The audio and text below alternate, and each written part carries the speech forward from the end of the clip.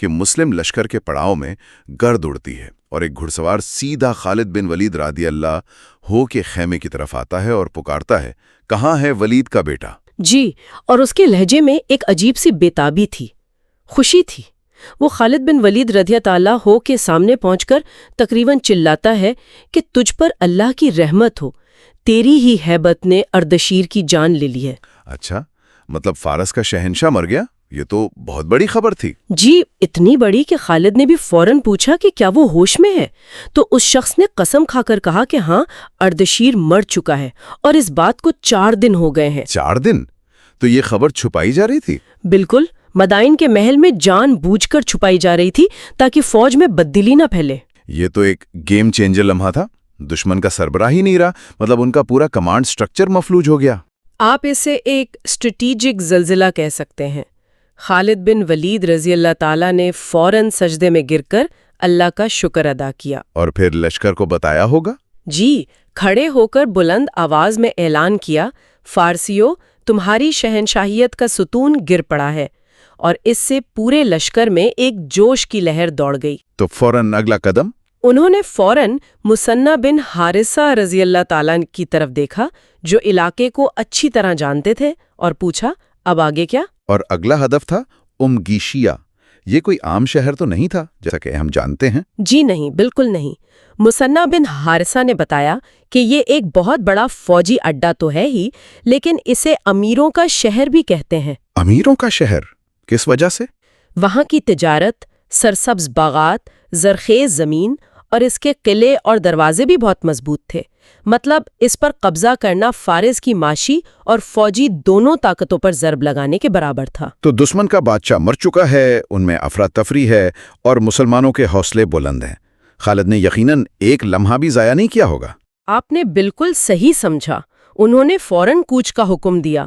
ان کا اصول واضح تھا، دشمن کو سنبھلنے کا موقع مت دو، خاص طور پر جب وہ نفسیاتی طور پر کمزور ہو۔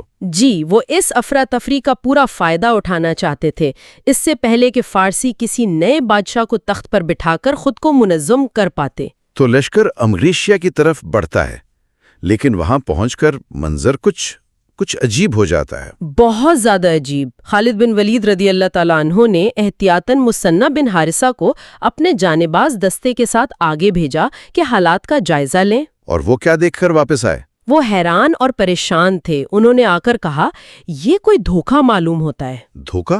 مطلب؟ انہوں نے بتایا کہ شہر کے دروازے چوڑے کھلے ہیں، لیکن دیواروں پر، برجوں پر، شہر کے اندر کہیں بھی ایک انسان یا جانور تک نظر نہیں آ رہا۔ ایک پورا شہر ویران؟ یہ تو بہت ہی غیر فطری بات ہے۔ بالکل، ایک قبرستان جیسی خاموشی۔ اسی لیے مثنہ کو فوراً شک ہوا کہ یہ کوئی جال ہے، ہمیں شہر کے اندر پھنسانے کی کوئی چال ہے۔ یہ قلعہ بند امیر شہر راتوں رات خالی ہو گیا، دروازے کھولے چھوڑ کر؟ یہ تو واقعی کسی جال کی طرح لگ رہا ہے۔ جی، اور خالد بن ولید رضی اللہ تعالیٰ عنہ نے بھی اس خطرے کو فوراً بھانپ لیا۔ انہوں نے کہا کہ ہو سکتا ہے دشمن اندر چھپا ہو اور ہمارے داخل ہوتے ہی دروازے بند کر کے حملہ کر دے۔ تو انہوں نے کیا منصوبہ بنایا؟ ایک بہت ہی محتاط اور ذہین منصوبہ۔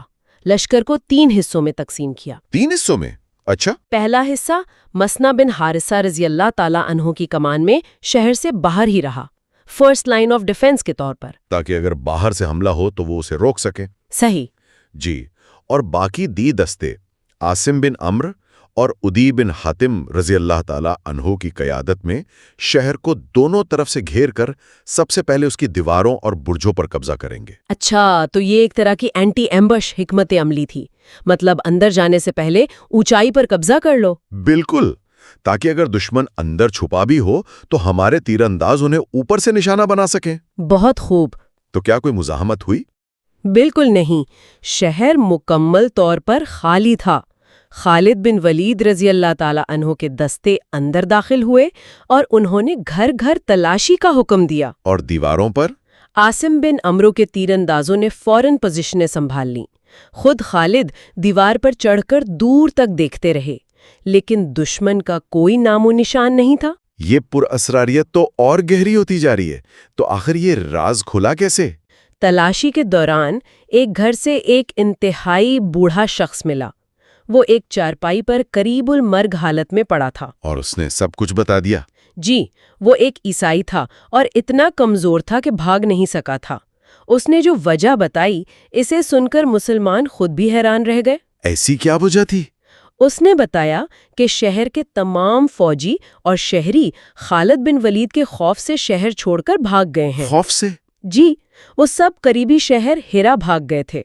اس نے بتایا کہ پچھلی جنگوں سے جو فوجی بچ کر آئے تھے، انہوں نے مسلمانوں کی بہادری کی ایسی کہانیاں سنائی تھیں کہ یہاں کے لوگ انہیں عام انسان سمجھ ہی نہیں رہے تھے۔ تو پھر کیا سمجھ رہے تھے؟ وہ انہیں جن یا دیو ماننے لگے تھے۔ ان کا خیال تھا کہ جو فوج کسرا کی سلطنت کو یوں شکست دے سکتی ہے، وہ انسان ہو ہی نہیں سکتے۔ واہ، یعنی مسلمانوں کی ہیبت ان کے پہنچنے سے پہلے ہی شہر فتح کر چکی تھی۔ یہ تو ایک بہت بڑی نفسیاتی جیت تھی۔ بلا شبہ، اور بھاگنے والے کمانڈروں نے لوگوں کو یہ کہہ کر مزید ڈرا دیا تھا کہ مسلمان کسی کو زندہ نہیں چھوڑتے تاکہ شہر جلدی خالی ہو جائے۔ اچھا، تو جب شہر پر مکمل قبضہ ہو گیا تو مال غنیمت کا کیا بنا؟ وہ تو امیروں کا شہر تھا۔ جی، اور یہ بات سچ نکلی۔ گھر، قیمتی سامان، ریشمی کپڑوں، ہتھیاروں، ہر چیز سے بھرے ہوئے تھے۔ جب سارا سامان ایک جگہ جمع کیا گیا تو اس کا ایک پہاڑ بن گیا۔ اور یہاں خالد بن ولید رضی اللہ تعالیٰ عنہ نے وہ مشہور حکم دیا۔ جی، ایک ایسا حکم جو تاریخ میں یاد رکھا جاتا ہے۔ ایک منٹ، فوج کے سامنے ان کی محنت کا پھل پڑا ہے، لیکن خالد رضی اللہ تعالیٰ عنہ نے کچھ اور ہی سوچا۔ کیا حکم تھا وہ؟ انہوں نے حکم دیا کہ سونا، چاندی اور جواہرات الگ کر لو اور باقی تمام سامان کو آگ لگا دو۔ آگ لگا دو؟ ریشمی لباس، مہنگے قالین، سب کچھ؟ سب کچھ۔ سپاہی بھی حیران رہ گئے۔ لیکن ایسا کیوں؟ اس کے پیچھے کیا سوچ تھی؟ یہیں ان کی قیادت کی گہرائی نظر آتی ہے۔ انہوں نے فوج سے کہا، یہی وہ عیش و عشرت کا سامان ہے جس نے اس طاقتور قوم کو بزدل بنا دیا ہے۔ میں نہیں چاہتا کہ میرے مجاہد اس دنیاوی چمک دمک میں پڑ کر اپنے اصل مقصد سے ہٹ جائیں۔ واہ، یہ تو بہت بڑا نکتہ ہے۔ مطلب وہ صرف جنگ نہیں جیت رہے تھے، وہ اپنی فوج کی تربیت بھی کر رہے تھے اور انہیں ایک پیغام دے رہے تھے۔ بالکل، پیغام یہ تھا کہ ہم یہاں زمین یا دولت کے لیے نہیں، ایک بڑے نظریے کے لیے لڑ رہے ہیں۔ اصل انعام اللہ کی رضا ہے، یہ ریشم اور جواہرات نہیں۔ تو جو مال بچا، اس کا کیا ہوا؟ سونا چاندی جو الگ کیا تھا اس کے 5 حصے ہوئے۔ 4 حصے فوج میں تقسیم ہوئے اور 5واں حصہ یعنی خمس خلیفہ ابو بکر صدیق رضی اللہ تعالیٰ عنہ کے لیے مدینہ بھیج دیا گیا۔ اور مدینہ میں کیا رد عمل تھا؟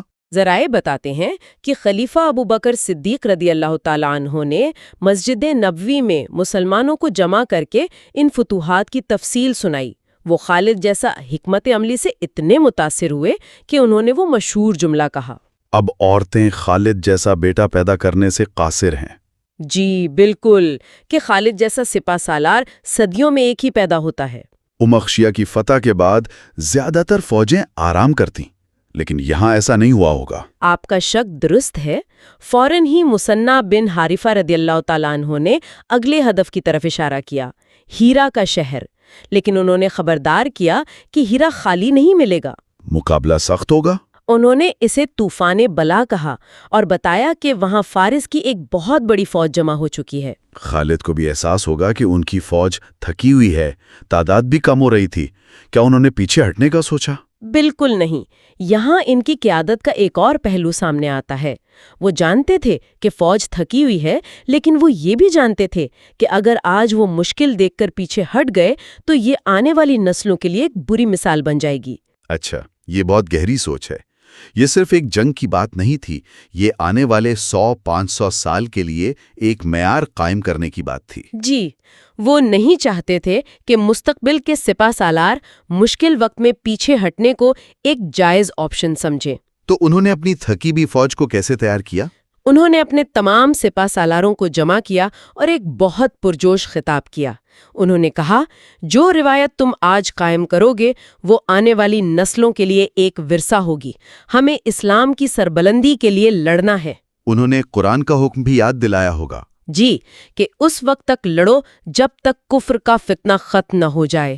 اس خطاب نے فوج میں ایک نئی روح پھونک دی۔ تو ہیرا کی طرف پیش قدمی کیسے کی گئی؟ زمینی راستے سے نہیں، یہاں بھی انہوں نے غیر متوقع طریقہ اپنایا۔ فارسیوں سے جو بے شمار کشتیاں مال غنیمت میں ملی تھیں، انہوں نے فیصلہ کیا کہ لشکر کا بڑا حصہ ان کشتیوں میں دریا کے راستے ہیرا جائے گا۔ دریا کے راستے؟ ایک صحرائی فوج جو اونٹوں اور گھوڑوں کی ماہر ہے وہ دریا میں سفر کر رہی تھی؟ بالکل، یہ ان کی اڈیپٹیبلٹی یعنی حالات کے مطابق خود کو ڈھالنے کی بہترین مثال ہے۔ یہ راستہ مختصر بھی تھا اور فوج کو مزید تھکاوٹ سے بھی بچاتا تھا۔ اور حفاظت کا بھی انتظام کیا ہوگا؟ جی، دریا کے دونوں کناروں پر 100 گھڑ سواروں کے دستے بھی ساتھ ساتھ چل رہے تھے تاکہ کسی بھی ممکنہ حملے کو روکا جا سکے۔ اس وقت ہیرا میں کیا صورتحال تھی؟ وہاں کا حاکم آزادباں کیا کر رہا تھا؟ آزادباں اپنی فوج کو تیار کر رہا تھا، لیکن اسے ابھی تک شہنشاہ کی موت کی خبر نہیں تھی۔ وہ سمجھ رہا تھا کہ مدائن سے مدد آئے گی۔ اور جب اسے مسلمانوں کی آمد کی خبر ملی، وہ بھی دریا کے راستے؟ جیسے ہی اسے خبر ملی، اس نے فوراً ایک بہت چالاک منصوبہ بنایا۔ اس نے اپنے بیٹے کی قیادت میں ایک دستہ روانہ کیا۔ کس مقصد کے لیے؟ دریا پر آگے ایک بند تھا، ایک ڈیم کی طرح۔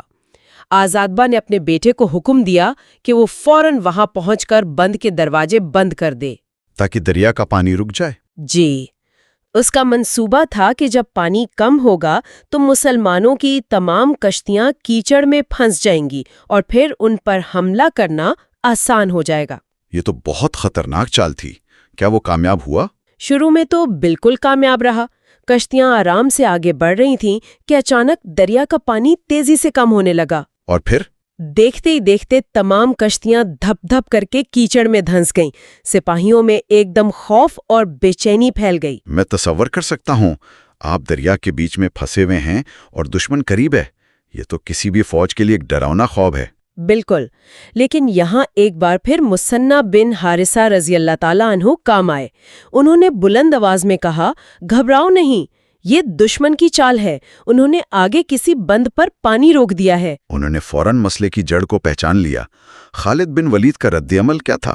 ایک لمحہ ضائع نہیں کیا۔ انہوں نے فوراً گھڑ سوار دستوں کو حکم دیا کہ کشتیاں چھوڑ کر گھوڑوں پر سوار ہوں اور بند کی طرف دوڑیں۔ اور وہ وہاں پہنچ گئے؟ جی، مسلم سوار تیزی سے بند کی طرف بڑھے۔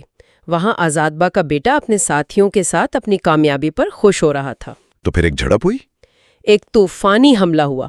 مسلمانوں نے ان میں سے ایک شخص کو بھی زندہ نہ چھوڑا۔ اور بند کا کیا ہوا؟ حملہ آوروں کو ختم کرنے کے فوراً بعد مسلمانوں نے بند کے دروازے کھول دیے، پانی دوبارہ بہنے لگا اور کیچڑ میں پھنسی ہوئی کشتیاں آزاد ہو گئیں۔ اور دوسری طرف ہیرا میں آزادباں، وہ تو اچھی خبر کا انتظار کر رہا ہوگا۔ جی، وہ بے تابی سے اپنے بیٹے کی کامیابی کی خبر کا منتظر تھا، لیکن اس کے پاس جو خبر پہنچی اس نے اسے توڑ کر رکھ دیا۔ اسے بیٹے کی موت کی خبر ملی؟ جی، ایک قاصد نے بھاگتے ہوئے آ کر بتایا کہ اس کا بیٹا اور اس کے تمام ساتھی مارے گئے ہیں اور مسلمانوں کا بیڑا دوبارہ ہیرا کی طرف بڑھ رہا ہے۔ اس پر کیا گزری ہوگی؟ ذرائع بتاتے ہیں کہ یہ سنتے ہی آزادباں کا رنگ سفید بڑھ گیا اور وہ شدید صدمے اور بے یقینی کی حالت میں چلا گیا۔ اس کی سب سے بڑی چال ناکام ہو چکی تھی۔ السلام علیکم ناظرین، ہمارا کنٹینٹ مستند کتابوں سے لیا گیا ہے اور 100% آتھینٹک ہے۔ ہماری ویڈیو ترتیب وار دیکھنے کے لیے ہمارے چینل پر جائیے، پلے لسٹ کے بٹن کو کلک کیجیے اور یہاں سے ایپیسوڈز کو ترتیب وار سنیے۔